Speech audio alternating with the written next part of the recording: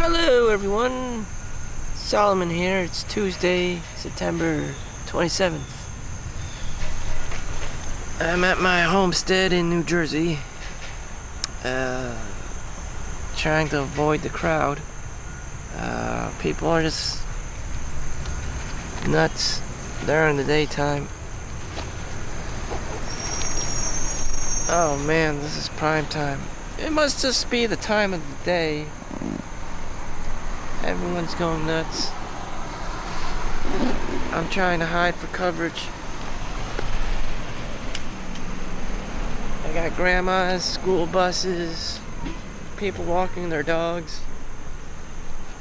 I myself am a paranoid schizophrenic. At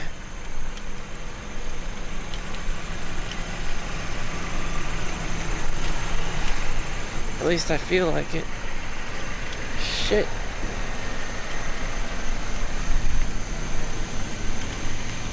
This camera vlogging thing isn't helping either.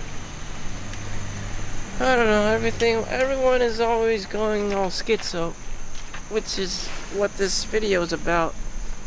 Even on your day off, people do, chores or upkeep.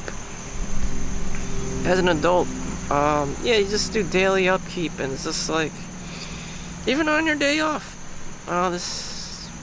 there's some kind of paperwork or something you want to buy, and things just make it so complicated. And again, school buses, grandmas, people walking their dogs, everyone has their own list of stuff that they buy and they eat, and on a daily basis, and that's what you call life. I have to return my car lease, and I bought this stupid wear and tear addendum. So everyone under the sun is ignorant as how the hell this addendum thing works. You pay a little extra each month.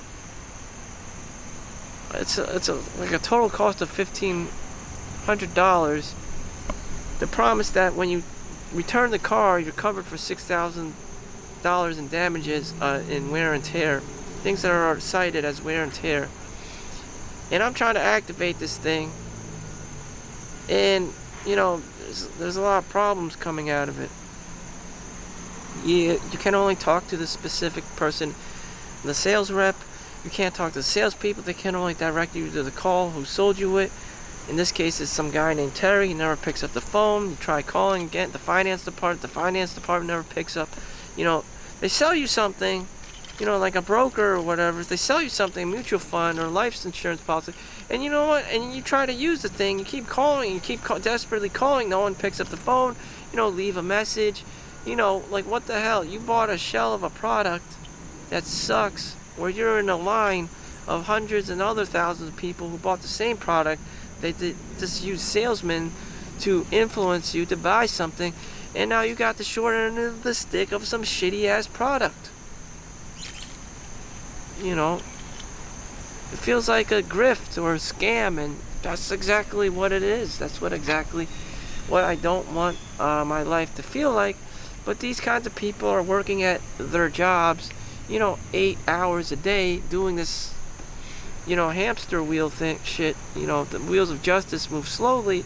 Whether it's a scam or not, it feels like a scam, but they probably do the minimum amount of work, or, they're only good at one thing: selling shit and taking money. So once they get the money and they sell their shit, in this case a car, they just run with it and just sell another car to someone else, trying to get, maximize their profit margins, and leaving everyone else, if you have a problem, with a really shitty situation. Car repairs, this and that. It's just, and in the world of instant gratification, people need to go to work every day and pay off everything. It's just like a game of a bubble bobble, except with bills. You have to keep paying your bills, making money, and making sure that you don't go under and then get trapped in debt. Just like bubble bobble, you just keep matching, doing the work involved in matching the colors, matching, getting, the bubbles to pop. The game, you just align like match 3 and 4 or zigzag and cross, kind of like Candy Crush and American, Bubble Bobble. And then, you just keep doing chains, and the point is just to, every time you pop the bubbles or, the Candy Crush theme,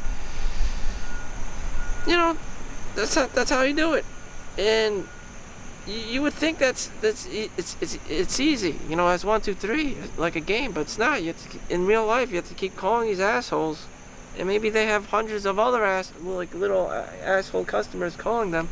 Meanwhile, they have a sales department. Meanwhile, they're also responsible for the sales department, so they don't give 2 fucks about taking care of your phone call. It's just like, damn, this is just another snake oil salesman. He don't care. He don't care. He don't care. Just like the hospital. The hospital only has like 1 doctor for every, whole hallway of patients. Entire, ward of patients. Which they do exist. You go to, and again, the same thing happens. Long ass lines. People don't get their instant gratification of the help that they need. And maybe they're only given like a steroid or methamphetamine, whatever. Antihistamine, a diabetes shot, and they're on the way. Just throw them back out. Same thing with the car business. It's just business. You only get to see the doctor for like 2 seconds, and then they're gone. It's like there's more paperwork involved in billing than actual patient care. Same in the car industry. There's more.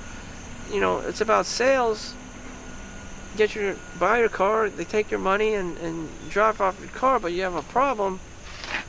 The only thing they know how to do is take your money. They don't know how to address these extras, like add-ons and stuff. Insurances, they're horrible at. This addendum, they're horrible. End of lease, stuff. Shit, they're only good at one thing: sale. But that's American for you. That's American culture for you. So at the end of October, all this should be dealt with.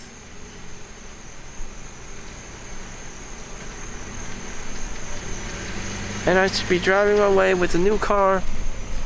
And considering how shitty this experience is, I'm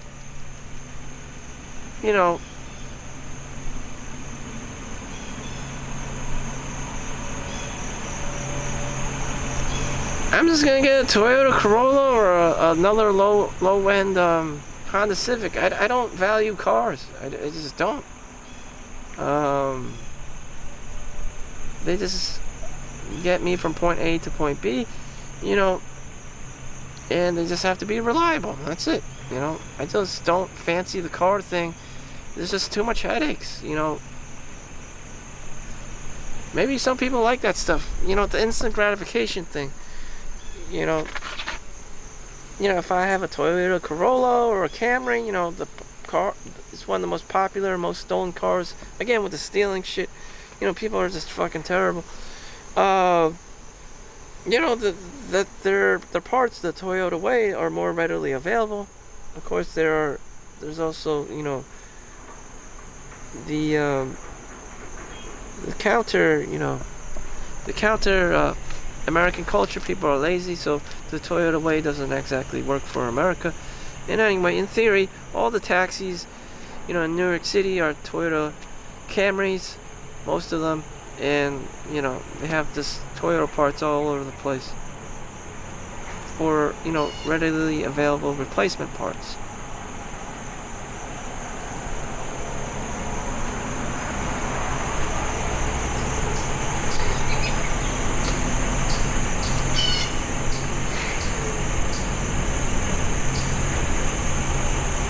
So we'll see what happens. I don't know. I have my wallet ready, in case they throw a curveball at me.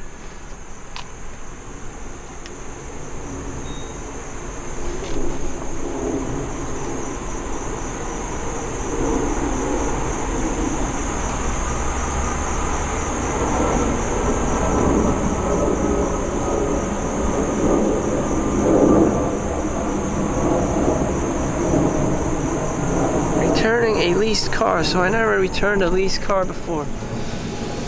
Woo! You can also just buy out. I just want to return this one due to unfortunate circumstances.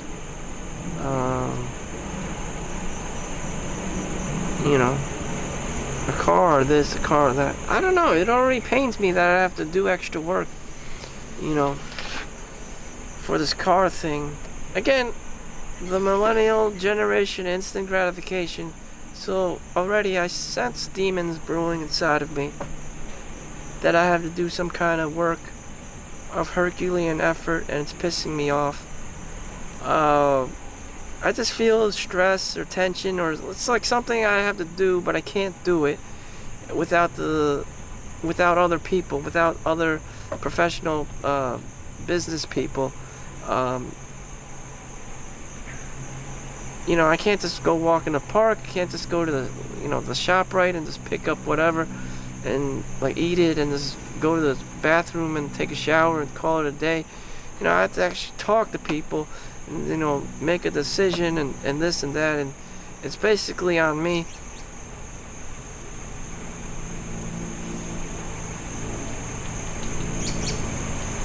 At the same time, I'm cheap. So, if I was a Zelensky in Ukrainian-Russian war, would I know what to do in a long, drawn, battle?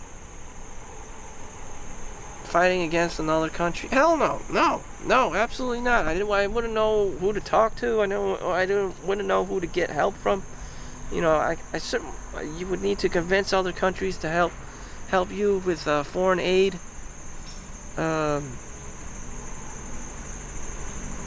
You would need your own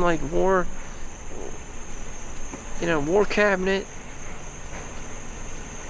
war crime people, UN members, all this great nationalists. It's this whole cabinet of crazies, of people representing you, and basically fighting for your country.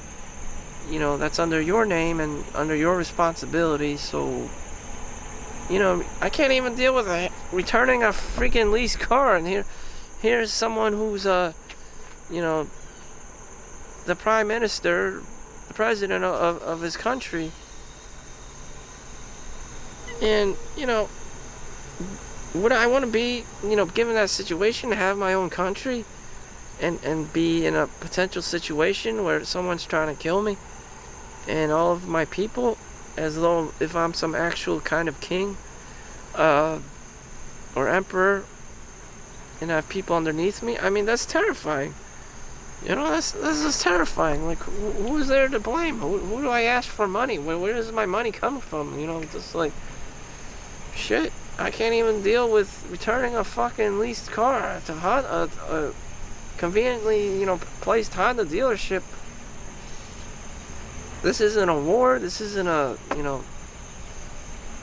hostile environment. It's just like a car dealership in New Jersey. It's just in comparison, this problem is dwarfed, by the size of a war, and there are people who deal with wars and shit. I can't even deal with a fucking leased car, department.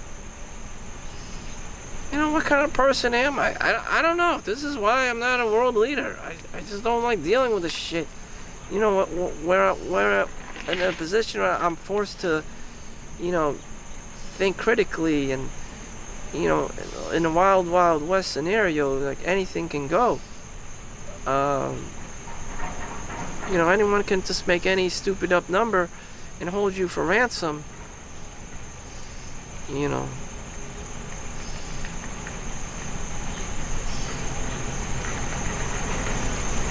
This is what happens when you've been institutionalized in a school or a work setting. You don't know how to operate outside of work.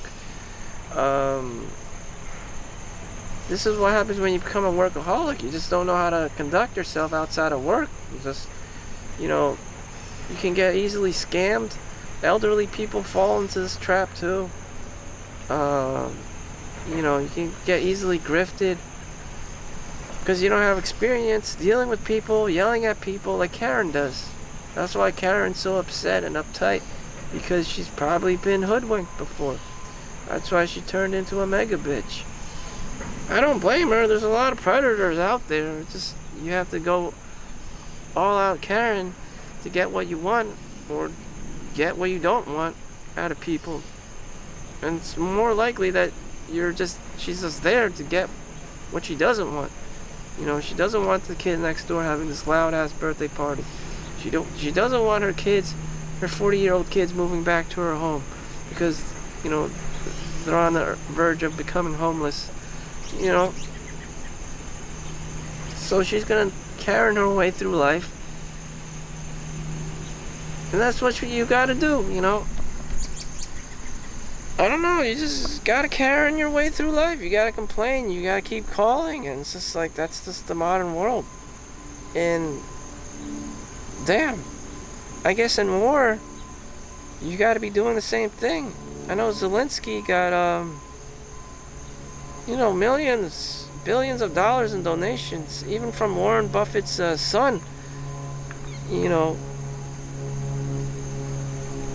to treat Ukraine as a proxy war for America. Basically, they're fighting in the war. We're giving them our tax money and donation money to Ukraine so that they can fight off the Russians, so that we don't have to. That's what the Cold War, we don't want our own Cold War between, you know, direct fighting between Americans and Russians.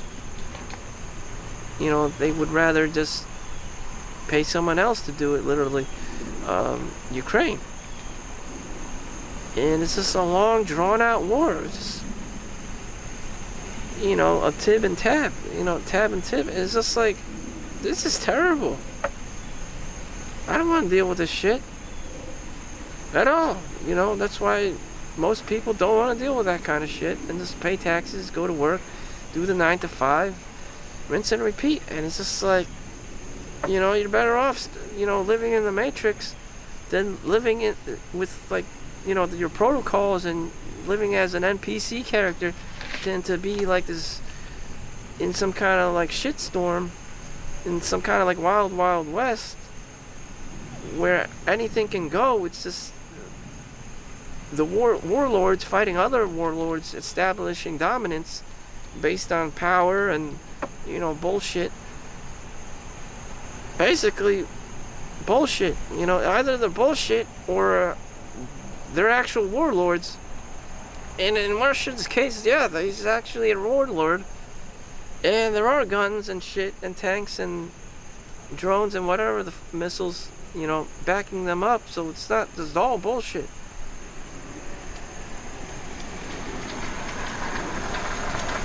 So I'm drawing a lot of attention. Cars are getting parked. People are looking at me. I'm not even doing anything.